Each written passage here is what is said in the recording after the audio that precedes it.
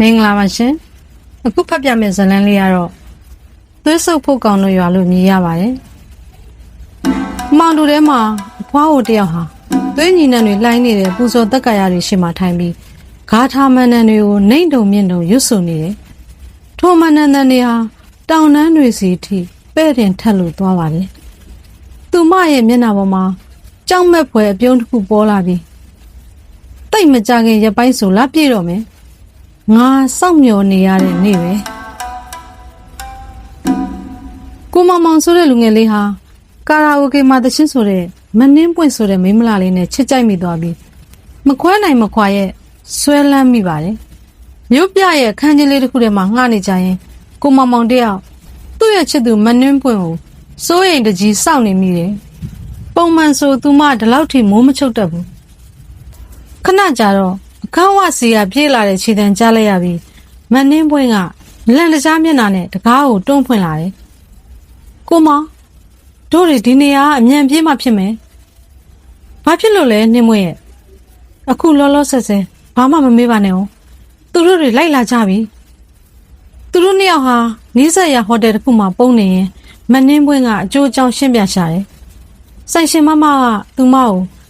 လင်ကိုမရဖြစ်ဆွဆွဲပြီးလူမိုက်တွေလှုပ်ခါရိုက်နှက်ခိုင်းလို့ထွက်ပြေးလာခြင်းဖြစ်ပါတယ်ကိုမောင်တို့တွေရွာကိုပဲပြန်အောင်အဲ့ဒီမှာဆိုပို့ဘေးကင်းလိမ့်မယ်ကိုမောင်ကခေါင်းချင်းပြလိုက်ပြီးနှင်းမွင့်ရှိတဲ့နေရာဆိုရင်ကိုဘယ်နေရာမဆိုနေနိုင်ပါတယ်တစ်ချိန်တည်းမှာပဲဝေးလံခေါင်တည်တဲ့ကျေးရွာတရွာရဲ့အမှောင်တူထဲမှာကားအိုကြီးတစ်စီးကဖွားအိုဒေါ်မြတ်ညွန့်ရဲ့အိမ်ရှိကိုတာယာအဟောင်းတွေလာချပေးသွားတယ်ဒေါ်မြတ်ညွန့်ကမကောင်းဆိုးဝါးပြုံးနဲ့ရေရွတ်လိုက်တယ်အချိန်တန်ပြီငါရဲ့အသားရည်တွေပြန်ပြီးဆူပြေးလာတော့မယ်နောက်တစ်နေ့မနက်မှာကိုမောင်တို့စုံတွေဟာအသိမိတ်ဆွေဥပတ်တောင်းမောင်းနေတဲ့ကားနဲ့ရွာကိုပြန်ခဲ့ကြတယ်ဥပတ်တောင်းကဖះကအပြန်မှု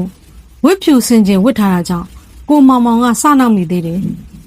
ကားနောက်ခန်းမှာထိုင်လိုက်လာတဲ့ကိုမောင်ဟာလမ်းခီးတစ်လျှောက်အိပ်ပျော်သွားပြီးနိုးလာတဲ့အချိန်မှာတော့ပတ်ဝန်းကျင်တစ်ခုလုံးအမောင်တို့ကလွှမ်းမိုးနေပြီလမ်းဘေးကတစ်ပင်ကြီးတွေဟာတရေတစေတွေလိုမတ်တက်ရက်နေကြပြီးလေတိုးတန်ကငိုကြီးတန်နဲ့တူလာပါတယ်လမ်းခီးမှာနေဆက်စစ်စေးဂိတ်တစ်ခုကိုဖျက်ရတယ်မနှင်းပွင့်ဟာမပုံနေမပါတာကြောင့်စစ်သားတွေကဖမ်းဆီးစစ်ဆေးဖို့လုပ်တယ်ထိုအချိန်မှာပဲဘေးနားကရင်လူမျိုးတယောက်ကိုစစ်သားတွေကစစ်ဆေးနေပြီးနိုင်ငံတော်တချင်းအောဆုခိုင်ရကနေတချင်းတန်တွေတလွဲဖြစ်လို့ရည်စရာဖြစ်နေကြသေးတယ်ကံကောင်းစွာနဲ့မနှင်းပွင့်ကနိုင်ငံတော်တချင်းကိုအမှန်တိုင်းသိဆိုပြနိုင်ခဲ့လို့လွတ်မြောက်လာခဲ့တယ်ည8 နာရီကျော်မှာတော့လျှက်စစ်မီမရှိပဲရင်နံစီမီးလေးတွေပဲတုံးတဲ့ရွာကလေးကိုရောက်ရှိသွားခဲ့တယ်သူတို့ကိုစီးကျုံနှုတ်ဆက်တာကတော့မနှင်းပွင့်ရဲ့အမေဒေါ်ပလဲဖြစ်ပါတယ်သူမဟာအသက်ကြီးပေမဲ့အသားရည်ရနုပြုတ်လွန်းလို့ကိုမောင်တောင်အံ့ဩမိရတယ်ဥပတောင်ကောက်ဘဝပစ္စည်းတွေချပေးပြီးအိမ်သာသွားခြင်းလို့ဆိုတာကြောင့်မနှင်းမွေးကမိအိမ်ပေးပြီးလမ်းညွှန်လိုက်တယ်ဒါပေမဲ့ဥပတောင်ကကြောက်တက်လို့ကိုမောင်ကိုအဖော်လိုက်ခန်းပြီးအိမ်သာကအထွက်မှာတော့ချက်ချင်းပဲကားမောင်းပြီးရွာကနေတုတ်ချေတင်ပြန်ပြေးတော့တယ်အိမ်ထဲမှာသုံးအောင်ထဲကျန်းနေခဲ့တဲ့အချိန်မှာဒေါ်ပလဲရဲ့မျက်နှာကတီတန့်သွားပြီးသတိပေးစကားပြောလာတယ်ဒီရပိုက်ညဘက်တွေအပြင်းမထွက်ကြနဲ့ထို့သဖြင့်လားပြေးမတိုင်ခင်ညတွေပေါ့သူမကပြောရင်းနဲ့မျက်နှာချင်းဆိုင်ကအမှောင်ကျနေတဲ့အိမ်ကြီးကိုလှမ်းကြည့်နေတယ်ထိုအိမ်ကဒေါ်မြတ်ညွန့်ရဲ့အိမ်ဖြစ်ပြီးရွာသားတွေကသူမကိုဖုတ်ကောင်လို့တန်သေးရဝင်နေကြတာဖြစ်တယ်ညအိုးပိုင်းမှာကိုမောင်အပြင်ကိုလှမ်းကြည့်လိုက်တော့ဒေါ်မြတ်ညွန့်ရဲ့အိမ်ကပိန်းလဲပင်အောက်မှာအရက်ရှည်ရှည်လူမဲကြီးတယောက်ရက်နေတာကိုညဝါထင်မြင်လိုက်ရပေမဲ့ခဏအတွင်းမှာပဲပြတ်ပြတ်သွားတယ်ညနေပိုင်းမှာကိုမောင်ဟာအခန်းထဲကိုလှိုင်တက်လာတဲ့အပုပ်နှံကြောင့်အိတ်မပျော်ပဲဖြစ်နေခဲ့ရတယ်မနဲ့လင်းတော့အနံ့သက်ခံပြီးအိမ်နောက်ဖေးကကြက်ချန်စီသွားကြည့်မိတဲ့အခါကြက်အသေးကောင်တွေဆွဲဖြက်ခံထားရပြီးပူတွင်းကလေးစားတွေကိုစုပ်ယူစားတောက်ထားတာကိုတွေ့လိုက်ရတယ်ဒေါ်ပလဲကဒါဟာဖုတ်ကောင်ရဲ့လက်ချက်လို့ပြောပြီးကိုမောင်ကိုခြံစည်းရိုးတွေခိုင်ခန့်အောင်ဝလုံးနေနဲ့ကာယံခိုင်းတယ်ဒါပေမဲ့ထိုနေ့ညလာပြီးညမှာပဲကိုမောင်တယောက်ဘိုက်နာလို့အိမ်ရောက်ကိုဆင်းလာခဲ့တယ်ထိုအချိန်ကြက်ချန်ထဲကအတန်ကြားလို့ချောင်းကြည့်လိုက်မိတဲ့အခါသူမြင်လိုက်ရတဲ့မြင်ကွင်းကြောင့်သွေးပြက်သွားခဲ့ရတယ် ဒေါ်ပလဲကိုယ်တိုင်ကြက်တွေကိုအရှင်လက်လက်ကိုက်ဖြတ်ပြီးသွေးတွေဦးတွေကိုအစိမ့်လိုက်စုပ်စားနေတာဖြစ်ပါတော့တယ်ကိုမောင်မောင်တကုံလို့တုံရင်သွားပြီဖေရငါရောက်ခမကဖုတ်ကောင်ကြီးဖြစ်နေပါလားအဲ့လိုတီးလိုက်ရတယ်သူမကခြံစည်းရိုးတွေခတ်ခိုင်းတာဖုတ်ကောင်ရန်ကကာကွယ်ဖို့မဟုတ်ပဲကိုမောင်မောင်တို့ထွက်မပြေးနိုင်အောင်ပိတ်လောင်ထားတာဖြစ်ပါတယ်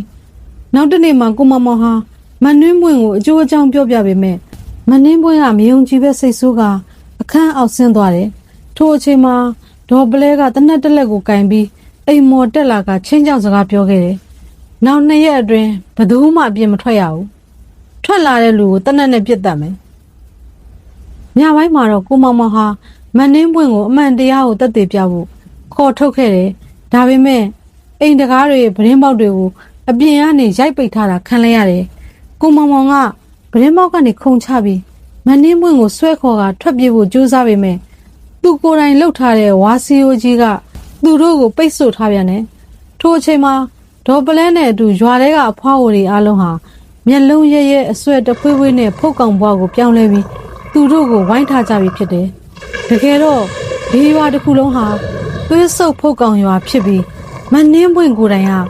ကိုမောင်မောင်ကိုအစာအဖြစ်မျှခေါ်လာတဲ့သွေးဆုပ်ဖုတ်ကောင်မလေးဖြစ်နေခဲ့တာပါဒေါ်ပလဲဟာအသက်ရာနဲ့ချီရှိတဲ့ဖုတ်ကောင်ဘရင်မကြီးဖြစ်ပြီးမနှင်းပွင့်ကသူမရဲ့သမီးငယ်ဆုံးဖြစ်တယ်ကိုမောင်မောင်ရဲ့ထူးခြားတဲ့သွေးသားဆွမ်းအားကိုစုပ်ယူဖို့အတွက်သူတို့စီစဉ်ခဲ့ကြတာဖြစ်ပါတယ်ဘေးကျနံကျအခြေအနေမှာကိုမောင်မောင်ဟာဥပတ်တောင်လူမသိအောင်ပေးထားတဲ့လက်ဖွဲ့တစ်စေးနှင်းနှံကိုထုတ်ပြီးဖုတ်ကောင်တွေကိုရိုက်နဲ့တိုက်ခတ်ခဲ့တယ်ဖုတ်ကောင်အဖွားအိုတွေမီးလောင်ကျွမ်းပြီးလဲချကုန်ကြတယ်နောက်ဆုံးအသက်လူရမယ့်အရေးကြီးဆုံးချိန်မှာဥပတ်တောင်ပေးထားတဲ့ငကဘတ်မန်တန်ကျိုးကိုထုတ်ပြီးဒေါ်ပလဲစီလွတ်ပစ်လိုက်တယ်ထိုကျိုးဟာလေထဲမှာကြီးမားတဲ့မီးခွင်းကြီးဖြစ်ပြောင်းလဲသွားပြီးဒေါ်ပလဲရဲ့လယ်ပင်ကိုရစ်ပတ်ခါအရှင်လက်လက်မီးလောင်ပြကြစေပါတော့တယ်ဖုတ်ကောင်ပြေမှာရည်သိဆုံးသွားတာနဲ့မန်နန်တွေပယ်ဖြတ်ပြီးမနှင်းပွင့်နဲ့ကြံခဲ့တဲ့ဖုတ်ကောင်တွေဟာအင်အားချိနေတဲ့အဖွားအိုရုပ်တွေဖြစ်ပြောင်းလဲသွားကြတယ်မနှင်းပွင့်ကငိုယိုပြီးကိုမောင်မောင်နှင်းပွင့်ကိုတတ်ပေးပါဒီလိုဒုက္ခမခံချင်တော့ဘူးအဲ့ဒီလိုတောင်းပန်ရှာတယ်ကိုမောင်မောင်ကဘာမှမပြောဘဲပစ္စည်းတွေသိမ်းဆည်းကအိမ်မော်ကဆင်းလာခဲ့တယ်သူရွာပြင်ကိုရောက်တဲ့ချိန်မှာပဲအနောက်ကနေတနတ်တန်ထွက်ပေါ်လာခဲ့ပြီးမနှင်းပွင့်တို့ညင်မတွေဟာအရှက်ရကိုအဆုံးစီရင်သွားပြီဆိုတာသိလိုက်ရတယ်ကိုမောင်မောင်ဟာတပြင်းချရင်လမ်းဟောင်းအတိုင်းမြို့ပြန်မှုခရီးဆက်ခဲ့ပါတော့တယ်ဇလန်းလေးကတော့ဒီမှာပဲပြီးဆုံးသွားပါပြီနားဆင်ပေးတဲ့အတွက်ကျေးဇူးတင်ပါတယ်ရှင်